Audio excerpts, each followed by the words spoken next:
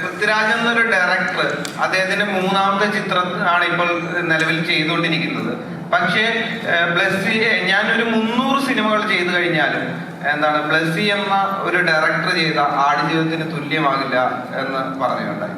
ഏത് പെർസ്പെക്റ്റീവിലാണ് അത്തരത്തിലൊരു തോന്നുന്നത്?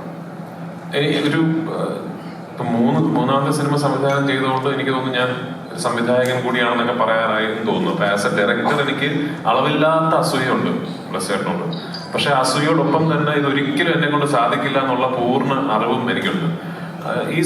ഞാൻ പറഞ്ഞ ഈ സിനിമയുടെ ഷൂട്ടിംഗ് തുടങ്ങിക്കഴിഞ്ഞ് നമ്മൾ നേരിടേണ്ടി വന്ന തടസ്സങ്ങൾ മാറ്റി നിർത്തിക്കൊണ്ട് തന്നെ ഈ സിനിമയെ കുറിച്ച് സംസാരിക്കുകയാണെങ്കിലും ഇങ്ങനൊരു ഒരു വിഷൻ പുൾ ഓഫ് ചെയ്യുക എന്ന് പറയുന്നത് ഒട്ടും എളുപ്പമല്ല. ആൻഡ് അതിനോട് ആഡ് ചെയ്യേണ്ട ഫാക്ട് എന്ന് പറയുന്നത് ബ്ലസ്സിയേട്ടൻ 2008-2009 കാലഘട്ടങ്ങളിൽ ഈ സിനിമ ഏറ്റെടുക്കുമ്പോൾ അന്ന് മലയാളത്തിലെ എനിക്ക് തോന്നുന്നു നമ്പർ 1 ഫിൽം മേക്കേഴ്സ് ഒരാളാണ്. അന്ന് ബ്ലസ്സിയേട്ടൻ മമ്മൂക്ക, ലാലേട്ടൻ മുതൽ ഞാൻ വരെയുള്ള ഏത് നടീനടന്മാരോട് പോയിട്ട് എനിക്ക് ഒരു സിനിമ ചെയ്യണമെന്ന് പറഞ്ഞാലും മറ്റെല്ലാ കാര്യങ്ങളും മാറ്റിവെച്ച് ബ്ലസ്സിയേട്ടന്റെ സിനിമ ചെയ്യാൻ സമയം കണ്ടെത്തുന്ന ഒരു സംവിധായകനാണ്. അവിടെ നിന്നാണ് അദ്ദേഹം 15-16 വർഷങ്ങൾ ഒരൊറ്റ സിനിമയ്ക്ക് വേണ്ടി മാറ്റിവെക്കുകയും ഒരു എപ്പിക് വിഷൻ പുൾ ഓഫ് ചെയ്യാൻ അദ്ദേഹം എടുത്ത മാറ്റി. ബ്ലസ്സിയേട്ടൻ ഞാൻ കളിയാക്കി പറയും, കുടുംബത്തിലെ കാശുണ്ട് അതുകൊണ്ട് ബ്ലസ്സിയേട്ടൻ ടെൻഷൻ ഇല്ല എന്നൊക്കെ. അത് ഞാൻ കളിയാക്കി സംസാരിക്കുമെങ്കിലും ദ ഫാക്ടേഴ്സ് അതല്ലല്ലോ.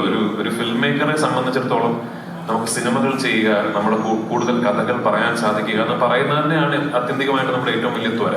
അതൊരു 16 വർഷക്കാലം മാറ്റിവെച്ച് ഒരു സിനിമയുടെ പുറകെ നിൽക്കുക, ആ സിനിമയ്ക്ക് വേണ്ടി ഒരു ദിവസം പോലും ഒരു കോംപ്രമൈസിലേക്ക് പോകാം, അല്ലെങ്കിൽ ഇനി വേണ്ട, ഇനി എളുപ്പ വഴിയിൽ തീർക്കാം എന്ന് ചിന്തിക്കാതിരിക്കുക എന്ന് പറയുന്നത് എന്നെ കൊണ്ട് സാധിക്കുമെന്ന് എനിക്ക് തോന്നുന്നില്ല. അതുകൊണ്ടാണ് ഞാൻ പറഞ്ഞത്, ഇനി എത്ര സിനിമകൾ ചെയ്താലും ആടുജീവിതം എന്ന് പറയുന്ന ഒരു ബെഞ്ച് മാർക്ക് ഇനി മുതലുള്ള എല്ലാ സംവിധായകർക്കും നടീനടൻ ഞാൻ പറയുന്നത് ഒരു ആസ്പിറേഷണൽ ആയിട്ടല്ല.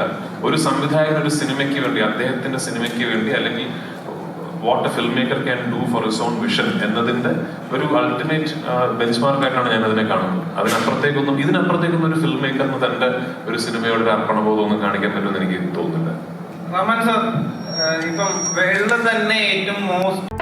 കൂടുതൽ വീഡിയോസിനായി B4 Place ഫോളോ ചെയ്യൂ, സബ്സ്ക്രൈബ് ചെയ്യൂ.